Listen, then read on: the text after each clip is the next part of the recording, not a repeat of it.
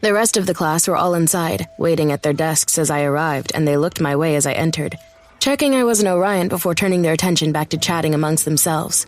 Darcy straightened in her chair as she spotted me, her eyes widening and half a smile pulling at the corner of her mouth.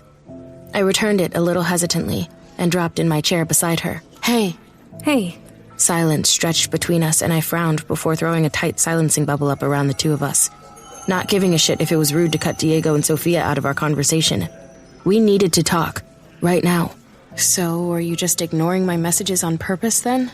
"Sorry, Seth took my atlas." "Was this when you were hooking up with him again, or just while you were hanging out like besties?" Darcy chewed on her lip, but only offered me a shrug. I let the silence spread, waiting to hear what she was going to offer me, by way of an explanation, but she just started fiddling with her pen like it was the most interesting thing in the world. "So are you going to tell me what the hell is going on with you?" Darcy looked at me, tears brimming in her eyes like something was horribly wrong. I reached out and took her hand. "You can tell me anything, Darcy. I'd stand by you if you told me you'd been on a killing spree and had developed a taste for human hearts. So just tell me." Her lips parted. She took a deep breath. Her gaze held mine, and she slowly started shaking her head. "I'm so sorry, Tori, but I can't tell you. Pain splintered through me as her grip tightened on my fingers like she knew I was about to walk away from her. But what the hell did she expect me to do? Just sit here and accept the fact that the only person I'd ever had stand by me through everything in my life just didn't trust me enough to tell me when something was going on with her?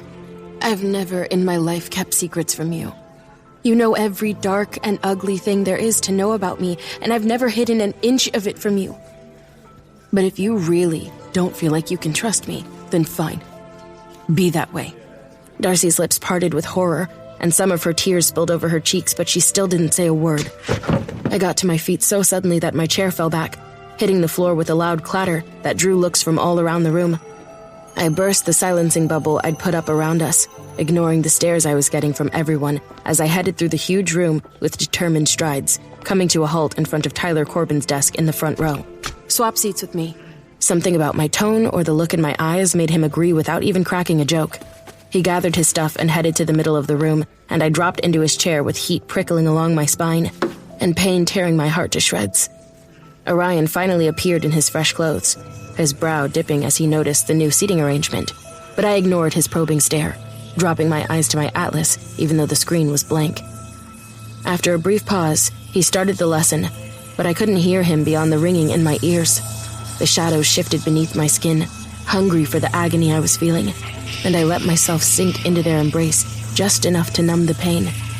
The darkness called to me with the promise of oblivion, and for the first time, I found myself truly tempted to give in to its call.